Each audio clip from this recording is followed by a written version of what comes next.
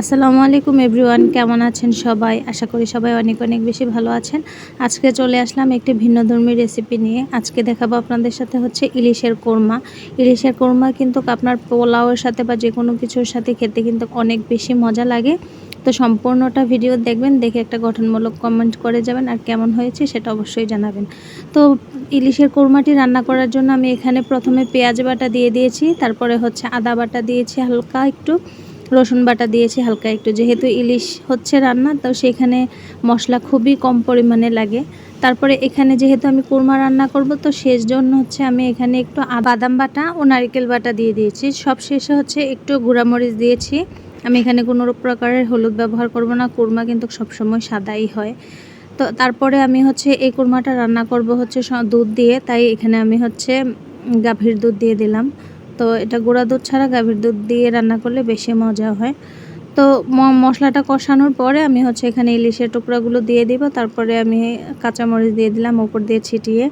তো এখন শুধু কষানোর পালা। তো সব শেষে আপনার একটু জিরা, সামান্য একটু জিরা হচ্ছে উপর দিয়ে ছিটিয়ে দেব, একটু ফ্লেভারের জন্য মজা লাগবে।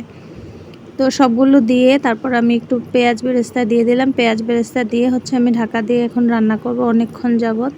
তো মাঝখানে এসে হচ্ছে সামান্য একটু নেড়ে যাব। খুব আলতো হাতে নাড়তে হবে, বেশি নাড়ানাড়ি করা যাবে না, তাহলে কিন্তু মাছগুলো ভেঙে যাবে। এই কোরমার টেস্টটা ব্যালেন্স করার জন্য আমি এখানে হচ্ছে সামান্য একটু চিনি দিয়ে দিয়েছি। চিনি দিয়ে আমি হচ্ছে মশলাগুলোর সাথে খুব ভালোভাবে একটু নেড়ে চেড়ে দিয়ে যাব।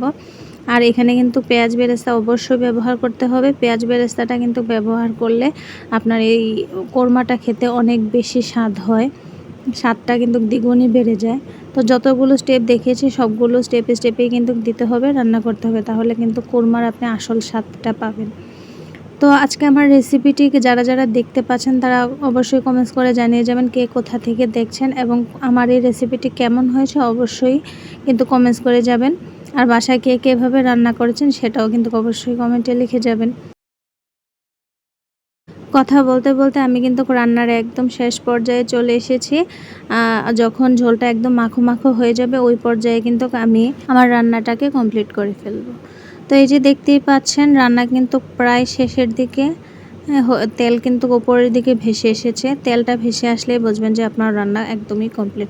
সব শেষে এবারে আমি হচ্ছে এই যে পেঁয়াজ বেরেস্তাগুলো উপরে আরও বেশি করে ছিটিয়ে দেব। মাঝখানে আমি একবার পেঁয়াজ বেরেস্তা ব্যবহার করেছিলাম, এখন আবার উপরে ছিটিয়ে দেব, তাহলে ঘ্রাণটা খুব ভালো আসবে। ব্যাস তৈরি হয়ে গেল আমার ইলিশের মজাদার কোরমা। আজকের রেসিপিটি আমার কেমন হয়েছে অবশ্যই কিন্তু সবাই কমেন্টস বক্সে জানিয়ে যাবেন। আর কে এভাবে খেয়েছেন সেটা কিন্তু অবশ্যই কমেন্টে জানাবেন।